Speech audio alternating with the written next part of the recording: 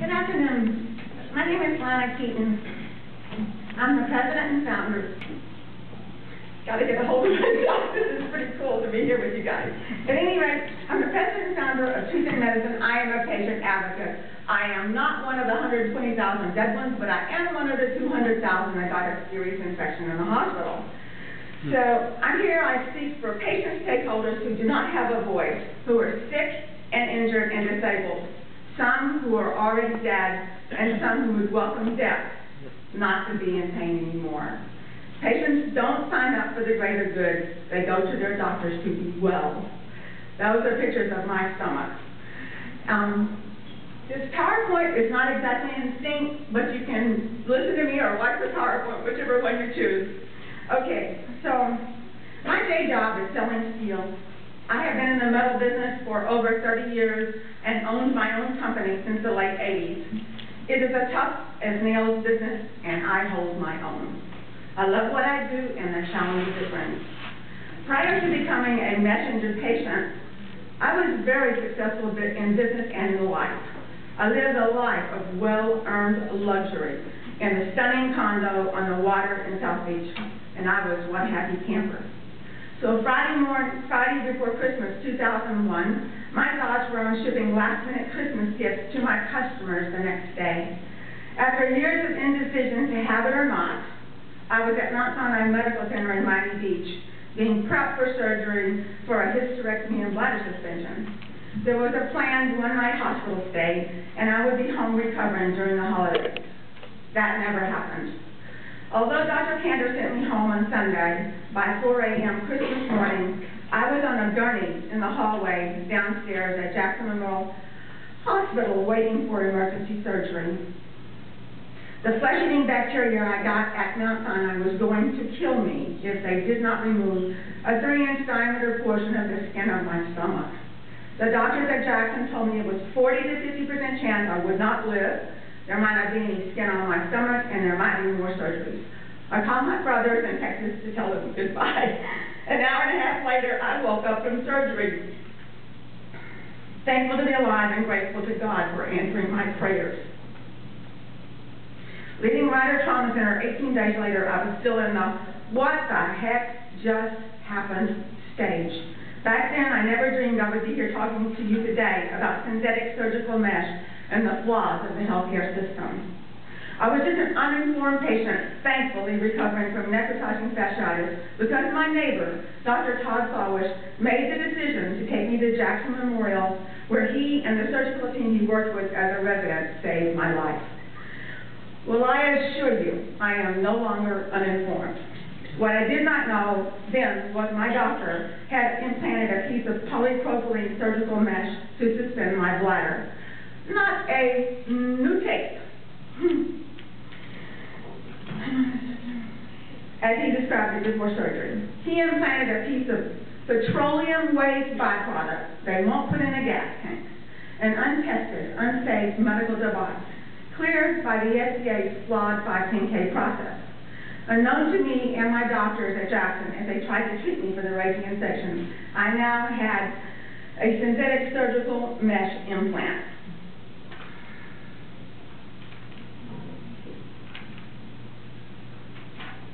The next 4 days in the hospital was 1 million units of a cocktail of antibiotics dripping into my body every 2 hours. I was terrified. What had happened to me? Was I going to live? A small card given to me upon discharge from Mount Sinai, patient labeling as it's called by the FDA, would have told me, and the surgeons at Jackson, there was a foreign body inside me that was potentiating the infection. Almost 4 years later, I learned the new tape was actually a medical device, synthetic surgical mesh, and I have been trying to get it out of me ever since.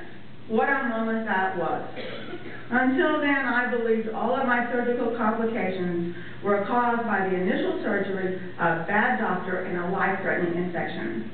So I had spent years of my life trying to get well, not knowing the real reason I was so sick.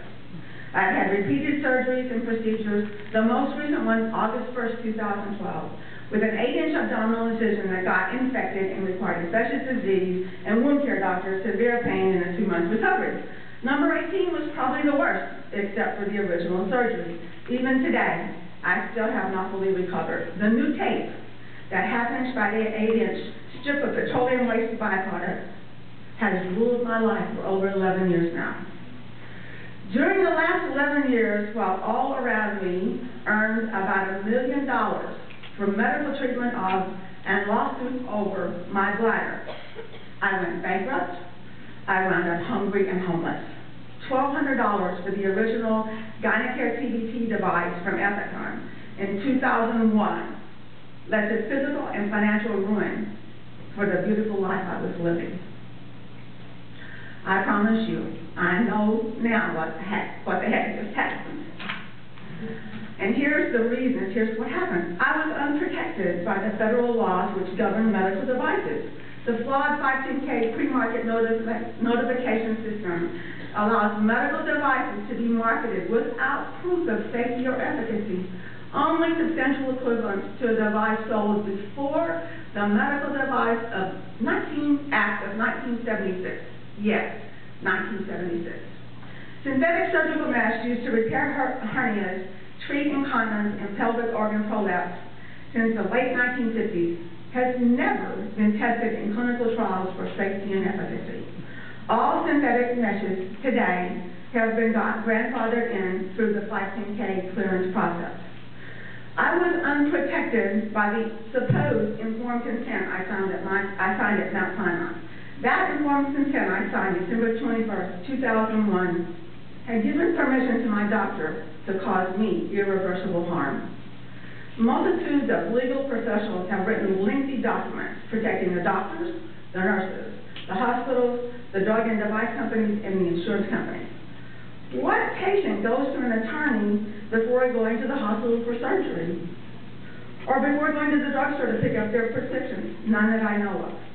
The majority of the patients have never seen the inside of a college classroom, much less than to law school. Yet every single patient going under the knife is required to sign an informed consent. Worst of all, and most important, I was unprotected by the medical team at Mount Sinai. I woke up 12 hours after surgery fighting for my life, literally. There was a flesh-eating bacteria inside my belly, but no one seemed to notice the overt physical signs and symptoms, and for sure, no one listened to me. Each shift came over the next 24 hours, and I would ask each nurse to please give me a doctor. The pain was excruciating, something I had never felt before. My stomach was red, white, and blue, and I could not bend my left leg at all. I was in serious trouble, and I knew it. I even got out the yellow pages and started calling home health care companies to come to the hospital to help me. It was Saturday before Christmas, and that was fruitless. Everyone, including my 3 doctor friends who I called, believed I was okay because I was in a hospital. They were oh so wrong. I was not okay. I was a patient without a patient advocate. No one was listening to me. So why were my doctor friends not listening? And this is really important. They believe in the system. Americans go to doctors whom they trust, who perform surgery on them in accredited hospitals using FDA-approved products. Americans don't ask questions, even the doctors. They trust a system that actually betrays them. Why? Doctors are the most trusted individuals in our society. But long gone is the time when your doctor was a trusted friend of the family. The doctor knows best mentality we have as Americans is a cultural stumbling block to understanding the realities of today's medical dangers. In a world of ever-increasing medical technology, not only may your doctor not know best, he or she may simply not know. If you're not frightened by this, you should be. The culture has to change. It's highly unlikely you or your doctor knows 90% of all medical devices used are never tested in human clinical trials, including defibrillators, pacemakers, and other life-saving devices. It's highly unlikely you or your doctor know the 510K law that governs the FDA's regulatory authority over medical devices gives them very limited power to force the manufacturer to recall defective devices. Doctors and patients are kept in the dark because the FDA does not share critical information for years, even when they are fully aware of major inherent complications from a drug or device. Are you and your doctor aware pharmaceutical and device companies have paid $11 billion in criminal fines in just the last 3 years, over $20 billion since 1992. So it's not just that the patient's at risk, everyone's at risk in the health system because of fraud by these companies. I know there's some good people, some good companies, but you really have to be aware of this. But the harm I suffered did not stop with the physical harm. The next part of my journey involved the legal system. My bankruptcy trustee hired an attorney to sue Dr. Tanner and Medicine Lana Hospital. When I had discovered that I had a medical device inside me, that attorney would not sue the company who made the new tape. So I filed suit against J&J, pro se, no attorney, and spent thousands of hours researching the mesh inside of me. That was a horrible ordeal in and of itself. This is really a patient perspective that you have never seen or heard, but I was supposed to prove I did not harm myself, that I am an upstanding citizen, that I obey the law, that I am mentally stable, that my pain and injury and suffering were real and not caused by other life events, all the while I was trying to survive the harm to my body, my home, my finances, and my very soul. And of course, do my day job, which is not to prove I am an innocent, unsuspecting patient harmed by surgical mesh. There was a good outcome to that. Because of filing suit without an attorney, I now have a full understanding of the medical device, synthetic surgical mesh, what the doctors may or may not know, what industry and the FDA are not telling us. Synthetic surgical mesh for hernias, bladder suspension, and pelvic organ prolapse is a misuse of the body's inflammatory process. It is a flawed concept. Human tissue scars into the interstices of the mesh as the body tries to reject or encapsulate it. Acute inflammation does not always lead to healing. The onset of chronic inflammation endangers the synthetic surgical mesh implanted patient because it creates a cascade of autoimmune diseases over time. Unsafe medical devices waste taxpayer dollars, create thousands of lawsuits, and cause untold harm to patients. I am not protected, you are not protected, your institutions are not protected. As the healthcare system will obviously not change overnight, the mission of Truth in Medicine is focused on the doctor-patient relationship in the office before surgery. Laws may change and the FDA may put out warnings, but there is no assurance the everyday citizen or doctor will ever know this. A simple informed consent, packaged separate from the implantable medical device itself and signed well ahead of surgery by the patient, will allow the patient to make their own decision to take the risks and or benefits the device may offer. I will tell you this, if that doctor had said anything, one word, about what he was putting in me, I would have unequivocally said no. No discussion. I would never have permitted that. Well, doctors should not fear their patients will sue them. Patients should not fear harm while receiving health care. More health care insurance and tort reform are not the entire answer to safer health care.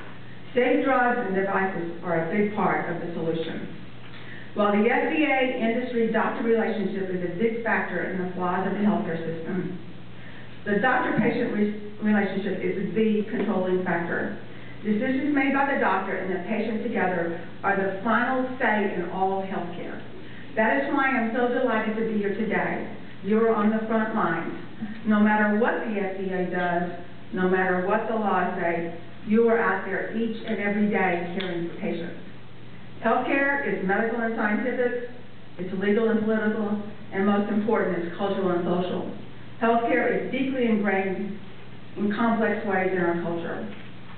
Unlike fast food restaurants, there is no easy button in healthcare, but clear doctor-patient communications will drive safer healthcare. Help your patient make wise health decisions by making doctor visits participatory events. Doctors should insist patients read the warnings and complications on drugs. Patients may have conditions that they don't communicate to the doctor and they read with different eyes. If surgery is a plan, encourage the patient to ask questions. Make sure you communicate the reasons for the surgery, if there are alternatives to surgery, and whether the risk outweighs the benefits to them, not to you, but to them. Teach them to be their own patient advocates, to ask questions, pay attention, and this is really important, I think, for them and for you. And if your gut says no, to carefully consider why you have that feeling. Rebuild and restore the doctor-patient relationship. In closing, healthcare professionals will protect themselves and their patients from becoming a drug or device-injured person who lives a life of pain, despair, and isolation. By clear communication and being sure to understand the outcomes the patient desires from the health care you provide. Thank you so much.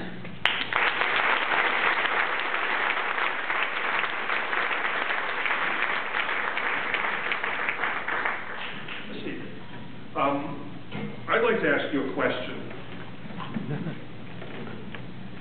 Yes?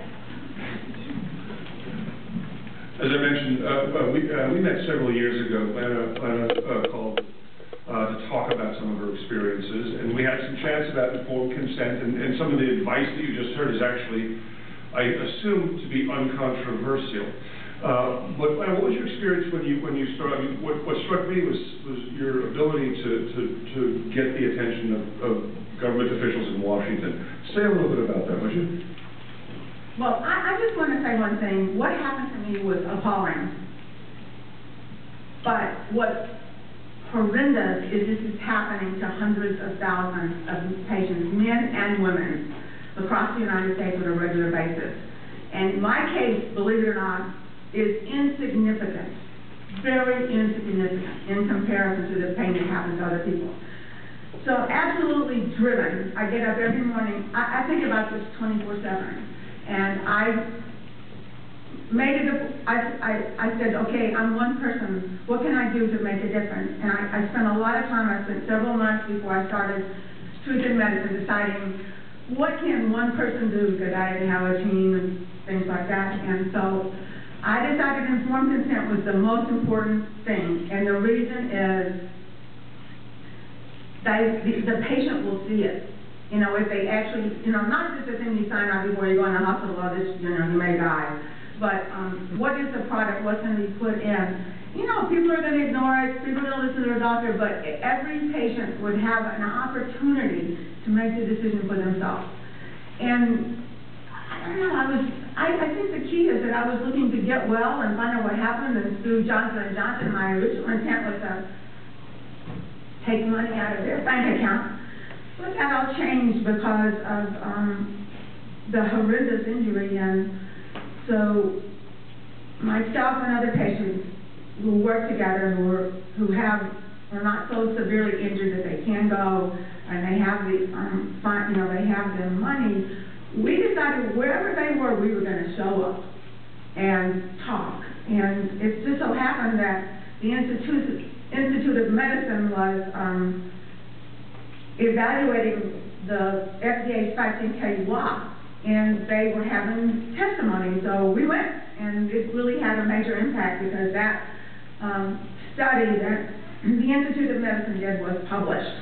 And you won't believe this, out of 300 million people, there were only 7 patient advocates there, 7 in a whole room of 200 people. And so they listened to us, and they put it in the report, and I made sure that they knew we were going to Congress, we were doing everything we could. It's just been wherever we could do it. I'll tell you the one thing that really made the difference. This is an interesting story. In October of 2010, we had a conference in D.C. where Ken spoke. He's been such a blessing and an angel. He makes my organization look real with his credentials. Yeah, you're making sense until then. So after the conference, you know, like, it cost me a lot of money. Nobody helped me, nobody supported me, nobody did anything. It was excruciatingly tiring and exhausting and expensive. And I saw something online that Dr. Shuren, he's the director at the CDRH, and he was going to be speaking to industry out in California, and I'm like, you know, having a public discussion. I was so mad. I called up and I left him a message. I said, what are you doing to protect patients? Well, what I didn't know is I forwarded that message to his cell phone, and he called me up on a Sunday. It was very code 202, I didn't even answer it. The next night I'm watching Dancing with the Stars, and the same number rang, I didn't answer it. I was after 8 o'clock. And then I listened to the message, and it was Dr. Sherman. I'm like, OMG. What am I going to do with this? So when I talked to him, I called him back, I asked for a meeting. I said, you know, that's where we can start. He says, I don't want to hear any emotional complaints. I want evidence. I want scientific evidence. And I've given it to him, and I continue to give it to him. Thank you very much for that. So I say thank you very much for that. And I say, one never knows how, in the course of an ethics conference, to decide what the next steps are. But Ron and I were really excited by the opportunity to include you today. Thank you so very much for being here. Thank you.